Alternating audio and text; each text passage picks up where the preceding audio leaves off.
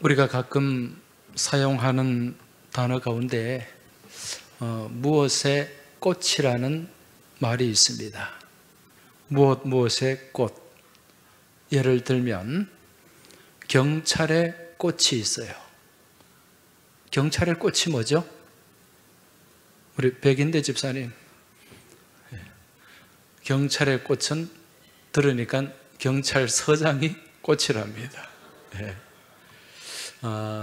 그리고 은행원들의 꽃이 있습니다. 뭘까요? 지점장이 은행원들의 꽃이랍니다. 물론 이 말은 그 조직 가운데서 사용되는 말이죠. 여러분, 민주주의의 꽃이라고 들어보셨습니까?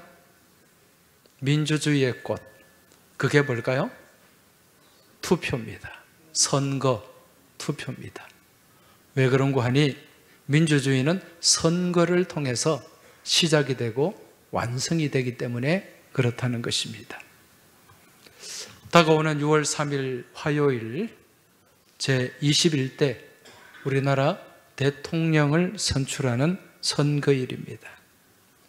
아마 이 자리에는 사전투표를 하신 분도 계실 거고 또 당일에 투표하실 분들도 계실 겁니다. 꼭 투표하셔야 됩니다.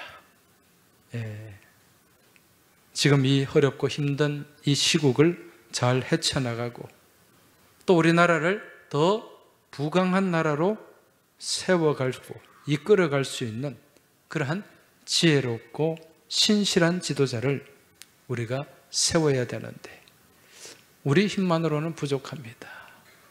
하나님이 도와주셔야 될 줄로 믿습니다.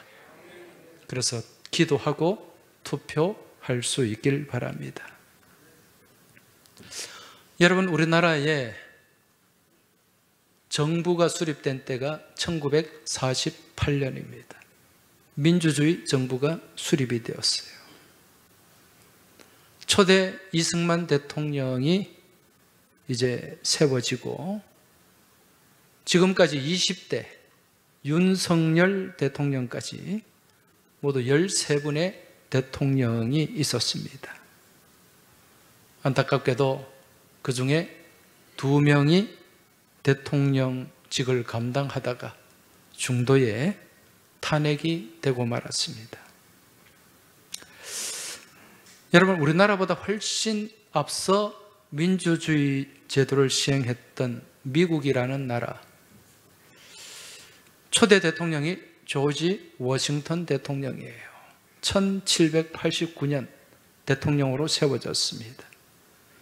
그리고 지금 47대 트럼프 대통령까지 240년 동안 총 45명의 대통령이 있었습니다. 근데 단 한 명도 탄핵으로 물러난 적이 없었어요. 물론 탄핵 소추를 받기는 했습니다. 17대 앤드류 존슨, 42대 빌 클린턴, 45대 도널드 트럼프. 이 세 사람이 하원에서 탄핵 소추를 당했지만 상원에서 인용을 하지 않았기 때문에 대통령직을 그대로 유지할 수 있었다는 거죠. 그런데 우리는 이런 미국의 역사보다 훨씬 짧은 77년의 대통령제를 이어오면서 2번이나 탄핵이 있었습니다. 그리고 초대 대통령부터 지금까지 순적한 대통령이 없었어요. 초대 이승만 대통령은 대통령직을 수행하다가 4.19 의거로 하야를 하고 말았습니다. 하와이로 망명을 했었죠. 그 뒤에 4대 윤보선 대통령이 있어요. 사실 이분은 유명무실했습니다. 왜냐하면 그 당시에 의원 내각제였기 때문에 별로 권력이 없는 대통령인데 이 대통령도 5.19 쿠데타로 인해서 자리에서 물러나게 됩니다. 그들을 이어서 5대에서 9대까지 대통령직을 수행했던 박정희 대통령, 이분도 79년대 12.6 사태로 인해서 시해가 되고 말았어요. 그들을 위해서 12.12 군사 쿠데타를 통해 정권을 잡은 전두환 대통령, 노태우 대통령, 이분들은 다 임기를 마치고 감옥으로 가고 말았습니다. 그들을 위해서 문민정부 시대가 수립이 되었는데 14대 김영삼 대통령, 15대 김대중 대통령, 또 이분들은 자녀들이 비리 문제에 휩싸여가지고 또 얼마나 시끄러웠는지 모릅니다. 그 이후에 이어진 대통령들 탄핵 소추가 되기도 하고 또 퇴임 후에 감옥에 들어가기도 하고 또 자살도 하는 그런 어려움과 역경들이 계속해서 이어졌습니다. 참 아픈 역사를 가지고 있어요. 그렇게 어렵고 힘들고 혼란스러운 그런 과정을 지내오면서도 정말 놀라운 것은 이 나라가 공산화되지 않았다는 거예요. 경제적으로 무너지지 않았다는 것입니다. 그런 정치가 시끄럽고 혼란스러운데도 계속해서 경제 발전을 이루어 왔습니다. 여러분, 기적을 믿으십니까? 기적을 믿으세요? 여러분, 기적은 우리나라 지금 역사가 기적인 줄로 믿습니다. 이렇게 격동과 혼란의 시기를 거치면서도 망하지 않고 무너지지 않고 또 그래도 발전하면서 여기까지 온 것, 이게 놀랍고 놀라운 기적이라는 거예요. 만약에 여러분 여기에 대통령이 좀 더 리더십을 가지고 그렇게 더 좋은 지도자가 있었더라면 아마 우리나라는 지금보다 훨씬 더 달라졌을 거예요. 그러한 어려운 역경 속에서도 우리가 여기까지 온 것은 순전히 하나님의 은혜인 줄 믿습니다. 어려울 때마다, 나라가 시끄러울 때마다 하나님 앞에 무릎 꿇고 기도한 기도의 백성들이 있었기 때문에 우리 하나님 이 기도를 들어주시고 우리를 여기까지 인도해 주신 줄 믿습니다. 이게 은혜라는 거죠. 이 은혜에 우리가 더 좋은 지도자를 잘 세웠더라면 아마 우리의 역사는 더 발전을 했을 거예요. 여러분, 싱가포르라는 나라 아시죠? 70년, 80년대 아시아의 4마리 용으로 불린 나라가 우리나라와 대만과 싱가포르가 홍콩이었습니다. 그런데 이 4나라 중에 가장 앞서간 나라가 지금 싱가포르예요.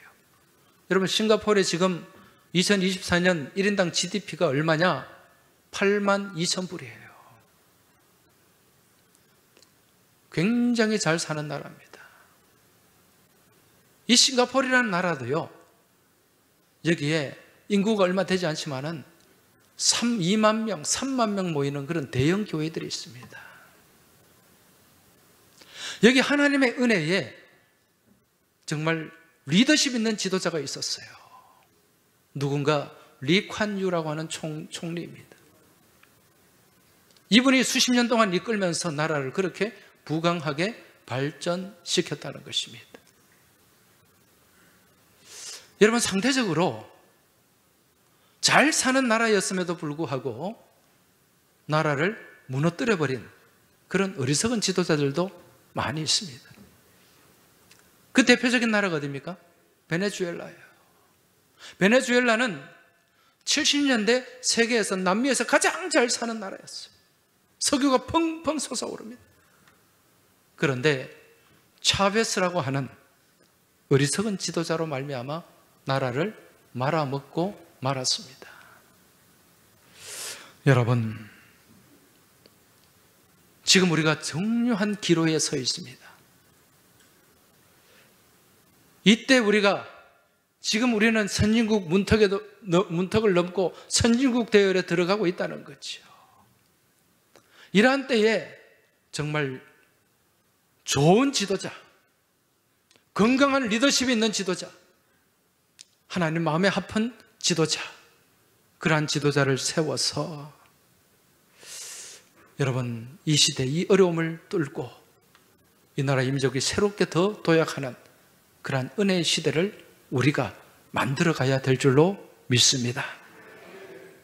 그러기 위해서는 지도자 우리가 잘 뽑아야 되는데 아마 지금 이 자리에 이제 누구를 찍을 것인가, 누구를 선택할 것인가 마음에 다 정해져 있을 거예요.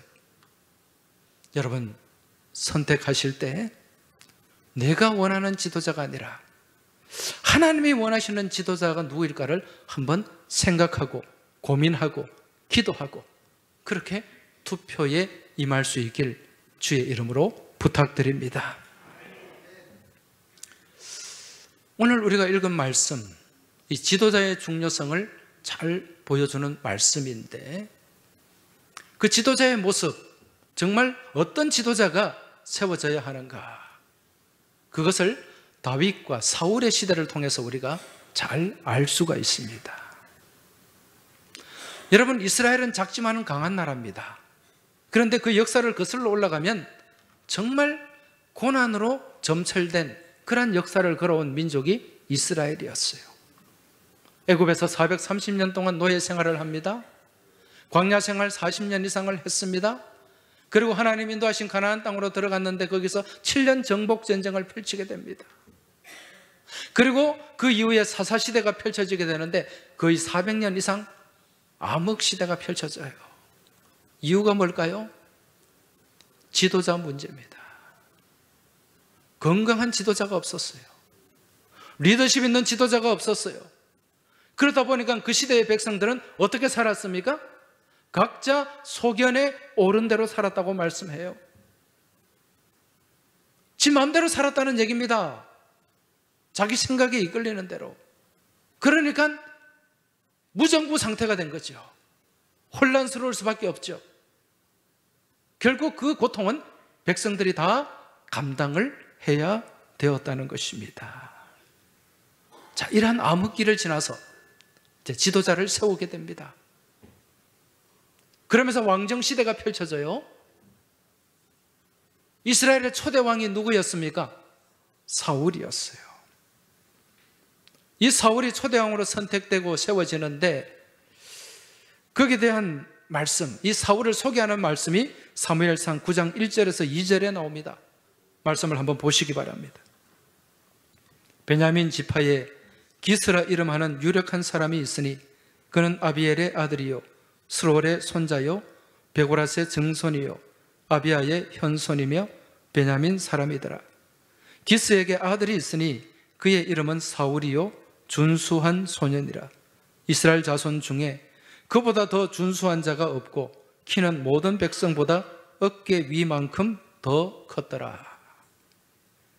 자, 여기에 보면 이 사울을 소개하는데 사울을 어떤 사람으로 소개합니까?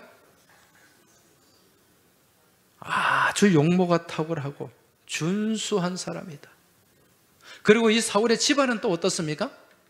유력한 집안입니다. 유력한 집안. 대개 이스라엘 백성들이 누군가를 소개할 때 아버지를 소개합니다. 누구의 아들 이렇게 소개하죠.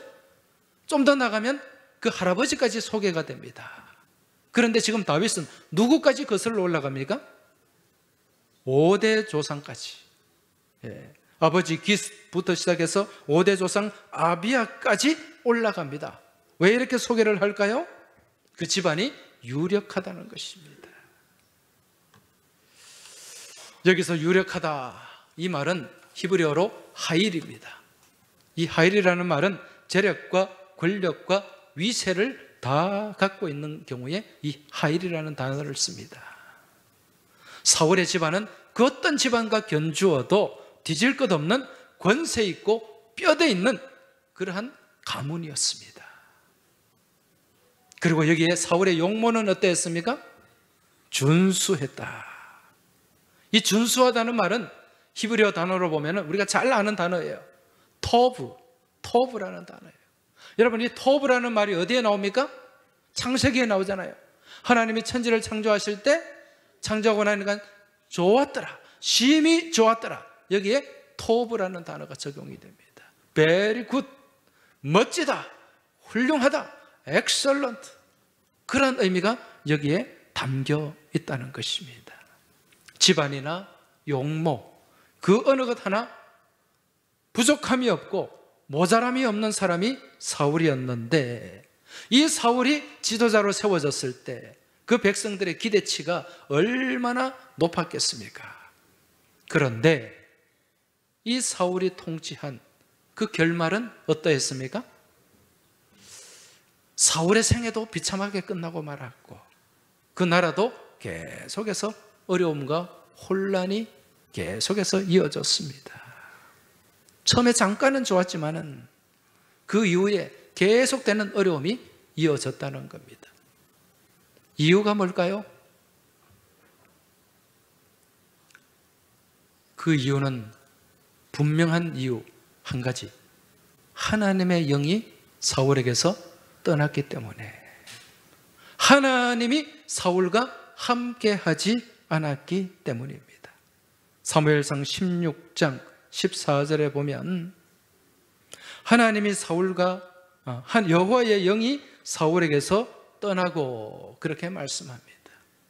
하나님의 영, 지혜의 영입니다. 이 하나님의 영이 사울에게서 떠남으로 말미암아 계속해서 헛다리를 짚은 거예요. 10년 동안 이 사위 다윗에게 열등감을 가지고 그 죽이겠다고 그래 쫓아다니는데 국정이 제대로 운영이 되겠습니까? 나라 꼴이 엉망이 되고 말았죠. 패전의 연속이었고, 결국에 가서는 자신과 그 아들과 함께 길보아 산에서 비참하게 죽고 말았습니다. 자, 이 사울에게서 하나님의 영이 떠났다고 말씀해요. 떠나게 된 이유가 뭘까요? 사울이 하나님을 경외하지 않았어요. 경외한다는 말이 무슨 말입니까? 두려워할 줄 안다는 거죠. 하나님을 두려워할 줄 알고 하나님을 높일 줄 알아야 되는데 하나님을 우습게 생각했습니다. 하나님 말씀을 가볍게 생각했습니다. 그러니까 순종이 돼요, 안 돼요? 안 됩니다. 이스라엘을 그렇게 괴롭혔던 아말렉 족속, 하나님이 완전히 진멸하라고 말씀하셨어요. 그리고 하나님이 도와주셨어요. 이겼습니다. 그런데 사울이 완전히 진멸했을까요? 그렇지 않아요. 자기가 볼 때 좋은 것을 남겨두었습니다.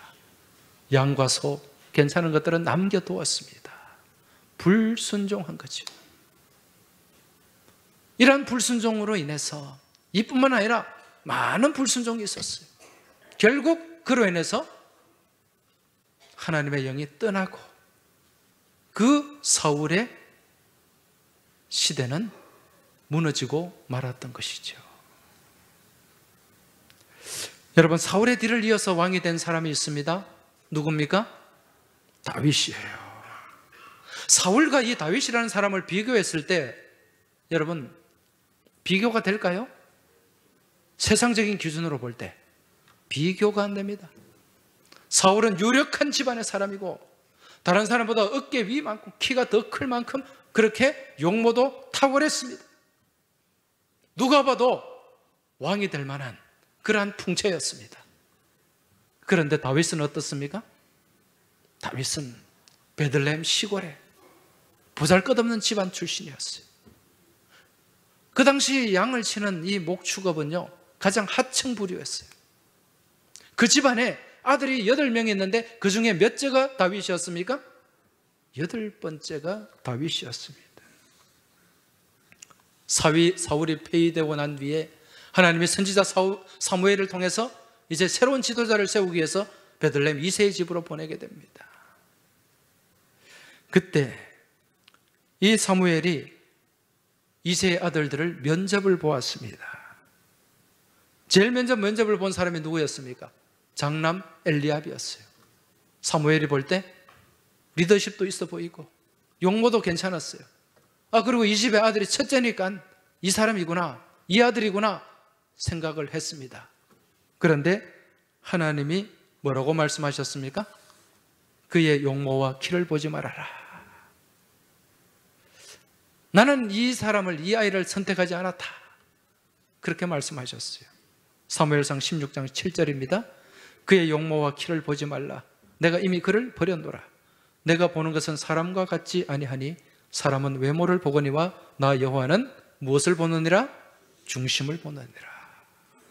그 중심, 그 중심에 있는 하나님을 향한 믿음을 보신다는 거예요. 그래서 엘리압 첫째 패스됐습니다. 둘째 아비나답 면접을 봤어요. 패스. 셋째, 넷째, 다섯, 여섯, 일곱째까지 다 불합격. 이제 다 하냐? 이 아들이 다 하냐? 질문했을 때 이새가 뭐라고 얘기합니까? 한 명 더 있기는 있는데 어디에 가 있습니까? 들판에 양치러 가 있다는 거예요. 사무엘상 16장 11절입니다. 내 아들들이 다 여기 있느냐? 이새가 이르되 아직 막내가 남았는데 그는 양을 지키나이다. 사무엘이 이새에게 이르되 사람을 보내어 그를 데려오라. 그가 여기 오기까지는 우리가 식사 자리에 앉지 아니하겠노라. 여러분, 이 말씀을 볼 때 다윗의, 이 집안 안에서 다윗의 존재감이 어떻습니까? 없는 거나 마찬가지죠. 없는 거나 마찬가지. 그러한 존재감입니다. 급하게 불려온 다윗이 면접을 받습니다. 이 사람을 보니까 사무엘의 눈에 무엇으로 보였습니까? 지도자감으로 보인 거예요. 그래서 그의 머리에 기름을 붓고 이제 왕으로 세우게 됩니다. 여러분, 이스라엘 역사에서 가장 위대한 왕이 누구였습니까? 다윗이었죠. 가장 부강한 나라를 건설했습니다. 가장 역사의 황금기를 이루었습니다. 그 당시에 이스라엘 영토가 가장 넓었어요. 많은 나라들이 다윗 왕국에 조공을 바쳤습니다. 우리나라 역사로 보면 고구려 시대 광개토 대왕과 같은 그러한 역할을 했습니다. 문화가 융성했습니다. 조선시대 세종대왕과 같은 그런 왕이 다윗 왕이었어요. 그런데 이 다윗의 실체를 보면 흙수저 중에 흙수저입니다. 그런데 어떻게 해서 이렇게 흙수저 중에 흙수저인 다윗이 이스라엘 역사상 가장 존경받는 그리고 빛나는 왕으로 세워지게 되었을까? 이유가 뭘까요? 한 가지입니다. 오늘 말씀에 나와 있죠? 다윗은 하나님 마음에 맞는 사람이었다. 옛날 번역은 하나님 마음에 합한 사람이었다. 사도행전 13장 22절입니다. 내가 이새의 아들 다윗을 만나니 내 마음에 맞는 사람이라 내 뜻을 다 이루리라 하시더니 할렐루야. 하나님 마음에 맞는 자, 헬라말로 카타테인 카르디안 무, 카타테인 카르디안 무. 이 말의 뜻은 내 마음에 따라 사는 사람, 그런 의미입니다. 내 마음을 따라 사는 사람. 이게 무슨 말인가? 하나님의 마음을 헤아릴 줄 알고 그 하나님의 마음을 따라 살아가는 사람, 하나님의 마음을 잘 살필 줄 아는 사람이었다는 거죠. 그러니까 하나님의 뜻대로 살아갈 수 있는 거예요. 출신과 그 배경은 보잘것없었습니다. 그렇지만 하나님 마음에 합한 그 삶을 살다 보니까 하나님께서 도우시고 하나님께서 동행하시고 하나님께서 역사하셨죠. 다윗이 똑똑해서 잘나서 많이 배워서? 아닙니다. 누가 도와주신 거예요? 하나님이 도와주신 거예요. 여러분, 오늘 우리가 이 다윗의 모습을 보면서 이제 내일 모레 우리가 새로운 지도자를 세우게 되는데 하나님 마음에 합한 사람을 세울 수 있길, 그러한 지혜를 소유하길 주의 이름으로 축원합니다. 여러분, 진보, 보수 여기에 너무 매이지 마세요. 이 자리에 계신 분들도 잘 아시겠지만 저도 지나오면서도 보니까 다 거기서 겁니다. 네. 당이 중요한 게 아니에요. 누가 중요합니까? 사람이 중요한 거예요. 사람. 자, 우리가 새로운 지도자 선출을 앞두고 그나마 지금 있는 사람들 중에 우리는 최선을 선택해야 되지 최악을 선택하면 안 된다는 거예요. 그나마 하나님 마음에 맞는 그런 사람을 우리가 세워야 돼요. 자, 그럼 이 다윗의 모습을 보면서 하나님 마음에 맞는 사람은 어떤 모습일까? 이걸 잠시 한번 살펴보도록 하겠습니다. 먼저 다윗은 어떤 사람인가? 하나님을 경외할 줄 아는 사람이었어요. 경외심, 경외라는 단어는 하나님의 살아계심을 인정해야 가질 수 있는 마음입니다. 할렐루야. 살아계신 하나님을 두려워할 줄 아는 그 마음과 믿음이 있어야 경외심이 생기게 되는 줄 믿습니다. 하나님을 경외할 줄 아는 사람, 하나님의 말씀을 무시하지 않는 그런 사람이 지도자로 세워져야 이 나라가 복받게 되는 줄 믿습니다. 그런 측면에서 다윗은요, 평생을 하나님을 인정하는 삶을 살았어요. 하나님을 경외하는 삶을 살았어요. 여러분, 사무엘상 17장에 보면 골리앗과의 싸움이 나오잖아요. 그때 다윗이 왜 골리앗과 싸우러 나갔습니까? 나라를 구하려고? 아닙니다. 이 골리앗이 누구를 무시했어요? 하나님을 무시하고 멸시했단 말입니다. 그러니까 하나님을 경외하는 다윗이 볼 때는 이런 일은 있을 수가 없어요. 내가 죽어도 저 인간을 한번 내가 맞서서 싸워서 혼쭐을 내주리라. 그러니까 애들 장난감 같은 그 막대기 들고 물맷돌 들고 골리앗 앞에 갔잖아요. 가서 뭐라고 얘기했습니까? 사무엘상 17장 45절입니다. 다윗이 블레셋 사람에게 이르되 너는 칼과 창과 단창으로 내게 나아오거니와 나는 만군의 여호와의 이름 곧 네가 모욕하는 이스라엘 군대의 하나님의 이름으로 내게 나아가노라. 할렐루야. 네가 하나님을 모욕했다는 거예요. 내가 경외하는 하나님을 못 참겠다, 내가 심판하겠다, 그런 믿음으로 나아갔어요. 여러분, 이처럼 다윗은 하나님을 경외하는 사람이었어요. 이번에 믿음의 사람들의 기도를 통하여서 하나님의 살아계심을 인정하고 하나님을 두려워할 줄 아는 그러한 두려움을 가지고 국정을 성실하게 감당해 나가는 지혜롭고 현명한 지도자가 선택될 수 있길 주의 이름으로 축원합니다. 그 다음 다윗은 하나님 앞에 정직한 사람이었어요. 시편 52편 10절을 보면 하나님이여 내 속에 정한 마음을 창조하시고 내 안에 정직한 영을 새롭게 하소서. 이 기도 제목 가지고 눈물로 침상을 적셨던 사람이 바로 다윗이었습니다. 여러분, 지도자가 갖추어야 될 여러 가지 덕목이 있어요. 그 중에 정말 중요한 덕목이 뭐냐? 정직한 겁니다.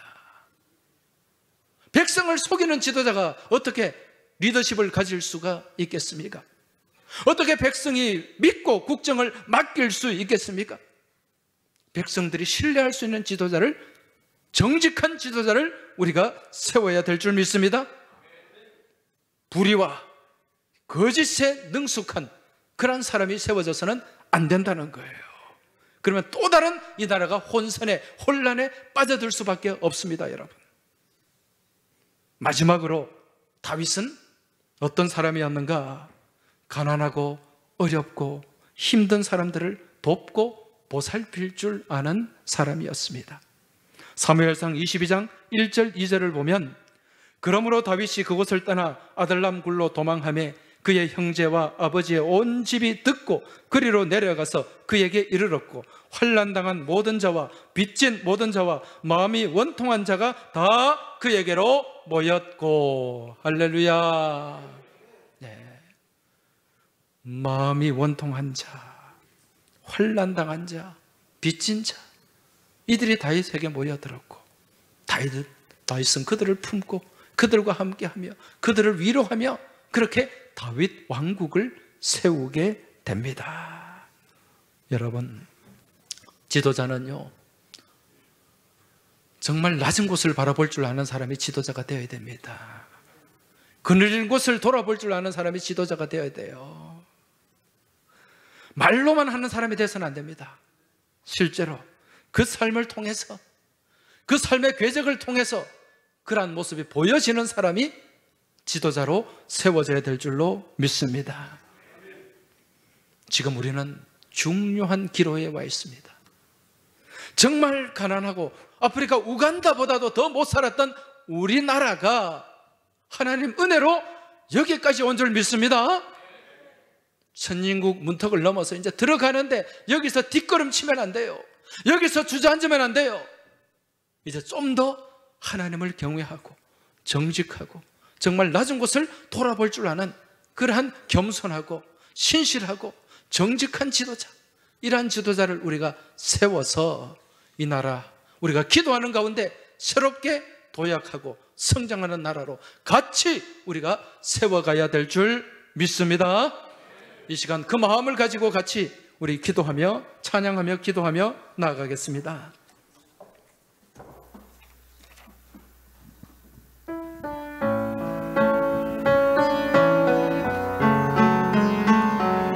하나님의 사랑을 사모하는 자, 하나님의 사랑을 사모하는 자, 하나님의 평안을 바라보는 자, 너의 모든 것 창조하신 우리 주님이 너를 얼마나 사랑하시는지 하나님께 찬양하고 경배하는 자를 우리가 세워야 됩니다. 찬양과 경배하는 자, 하나님의 선하심을 닮아가는 자, 너의 모든 것 창조하신 우리 주님이 너를 얼마나 삼으셨네. 하나님 사랑의 눈으로, 사랑의 눈으로 너를 어느 때나 바라보시고 하나님 인자한 귀로서 언제나 너에게 기울이시니 어둠에 밝은 빛을 비춰주시고 너의 작은 신음에도 응답하시니 너는 어느 곳에 있든지 주를 향하고 주만 바라볼지라. 하나님 사랑의 눈으로, 사랑의 눈으로 너를 어느 때나 바라보시고 우리 손을 들고 찬양하겠습니다. 인자한 귀로서 언제나 너에게 기울이시니 어둠에 밝은 빛을 비춰주시고 너의 작은 신음에도 응답하시니 너는 어느 곳에 있든지 주를 향하고 주만 바라볼지라. 어둠의 밝은 빛을, 어둠의 밝은 빛을 비춰주시고 너의 작은 신음에도 응답하시니 너는 어느 곳에 있든지 주를 향하고 주만 바라볼지라. 주만 바라, 주만